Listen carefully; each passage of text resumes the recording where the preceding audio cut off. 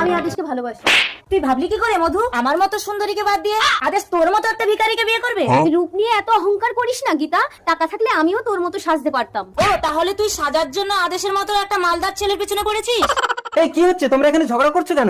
তুমি এসেছো আদেশ, বলো আমাদের দুজনের মধ্যে কাকে তুমি বিয়ে করবে? ও তার মানে তোমরা আমাকে নিয়ে ঝগড়া করছো? ঠিক আছে, কাল সকালে তোমরা আমার ঘরে এসো, আমি ঘুম থেকে উঠে আগে যাকে দেখতে পাবো তার গলায় মালা দেবো, ঠিক আছে? এখনো ঘুম থেকে ওঠেনি, তাড়াতাড়ি মাথার ধরে বসে যাই।